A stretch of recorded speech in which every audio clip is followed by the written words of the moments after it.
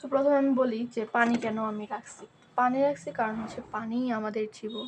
এর জন্য আমি পড়ার টেবিলে সবসময় পানি রাখি, একটু পরপর আমার পানি খেতে হয়। আর কুশিকারের এটা কেন রাখছি জানেন? কারণ আমি অনেক বেশি ডিস্ট্রাক্টেড, তো কুদু পরপর এটা হচ্ছে আমার একটু কইরা কইরা তারপরে পড়ার মধ্যে মনোযোগ আমার রাখতে হবে। তো আমি কোনো ফেস দেখাবো না, কারণ ফেস দেখাতে গেলে আমার হচ্ছে যে বোরখা পড়তে হয়। সো চলো আমরা শুরু করি। আজকে হচ্ছে যে আইএলটিএস করবো।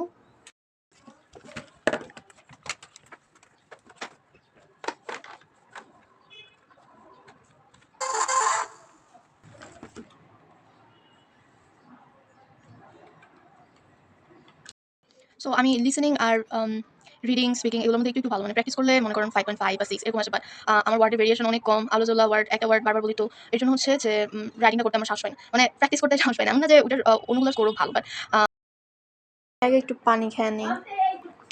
সো আমি একটু কথা বলে হচ্ছে অনেক বেশি টায়ার্ড হয়ে যাই। I apologise, I can not help it. So আমি এই ভিডিওটা অনেক বেশি লং বানাই নাই, বাট আপনারা যদি পছন্দ করেন তাহলে ইনশাল্লাহ আমি লং ভিডিও বানাবো যে সারাদিন কেমনে কেমনে আমি পড়ি। আর আপনি যদি আইএলটিএস করতে থাকেন তাহলে তো আপনার জন্য একটাই টিপস যে আপনি বারবার বারবার বারবার প্র্যাকটিস করেন, বারবার ট্রাই করেন, বারবার ফেল করেন, অ্যান্ড হাল ছাড়বেন না যতক্ষণ না পরীক্ষা না দেন।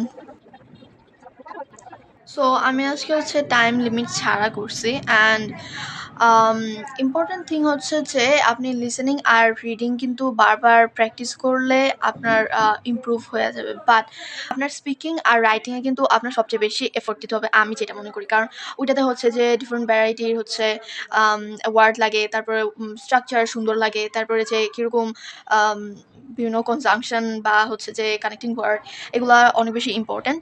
তো আমার মনে হয় যে সবচেয়ে বেশি কাজ আমাদের রাইটিং আর স্পিকিংয়ের মধ্যে করতে হয়। যদি মানে মার্ক আপনি 7, 8 এরকম করতে চান, তো ওইটাতে আমার সবচেয়ে বেশি হচ্ছে যে প্রবলেম। তো আমার একটু একটু ইমপ্রুভ হচ্ছে রিডিং আর হচ্ছে লিসেনিং, বাট রাইটিং আর স্পিকিংয়ে আমি অনেক বেশি ঝামেলার মধ্যে পড়ে রয়েছি। এই জন্য আমি বুঝতেছি না যে কী করবো। আপনার কাছে যদি কোনো বুদ্ধি থাকে এরকম, তাহলে আমার অবশ্যই জানায়েন। তো আমি রিডিংয়ের পার্ট 1 শেষ করছি।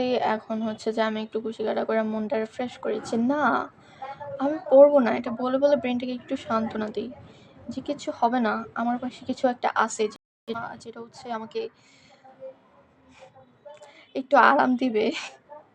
তো আমার ব্রেনটা সবসময় ডিস্ট্র্যাক্ট করতে হয়, বুঝছেন? নাইলে আমি বেশিক্ষণ পড়াশোনা করতে পারি না। আমি এমনিও পড়াশোনা করতে পারি না, জাস্ট আজকে ভিডিও করার জন্য আমার পড়তেই হইব, লাইক আমি এটা লয়ে বইছি। সো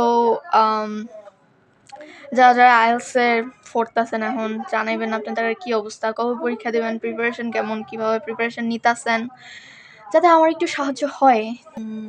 রিডিংয়ে আমি অনেকটাই ইমপ্রুভ করছি, কারণ প্রথম রিডিংয়ে আমার একটাও হইতো না, তারপরে 2-1টা হয়েছে। এখন হচ্ছে যে আমার ভুল হয় 4-5টা, ইনশাল্লাহ আস্তে ধীরে বাড়বে। আর আমি মনে হয় প্র্যাকটিস করতেছি 10 দিন ধইরা, বেশি দিন হয় না। আর শুরু করার পরের থেকে আমি আবার ক্লাসও মিস দিছি। এখন ক্লাসেও যাই না, শুধু বাসার মধ্যে প্র্যাকটিস করি। তো আই ডোন্ট নো আমার পরীক্ষা কেমন হইব, বাট সুন আমি পরীক্ষা দিয়ে ফেলবো। এর জন্য হচ্ছে যে কষ্ট করে হইলেও প্র্যাকটিস করতেছি, কারণ আমার মনে হয় যে আইএলটিএসের মধ্যে বেশি টাইম একবারে দিতে গেলে হচ্ছে আমাদের ডিস্ট্রাকশন বাড়া যায়, এবং হচ্ছে যে আমরা যেটুকু প্রিপারেশন নিয়েছি ওটার থেকেও খারাপ অবস্থায় চলে যায়। কারণ প্র্যাকটিস যদি 2-1 দিন আমরা গ্যাপ দিয়ে দিই, দেখা যায় যে হিউজ একটা ডিমোশনের মধ্যে চলে যাই আমরা। সো আই থিঙ্ক তাড়াতাড়ি পরীক্ষা দিয়ে ফেলা ভালো। আপনাদের কি মনে হয় ওটাও জানাতে পারেন। আমি জানি না, অবশ্যই যারা আমার থেকে বড় বা এক্সপিরিয়েন্স তারা আমার থেকে ভালো বুঝবে, বাট আমার এটা মনে হয় আর কি। আর একটু পানি খেয়ে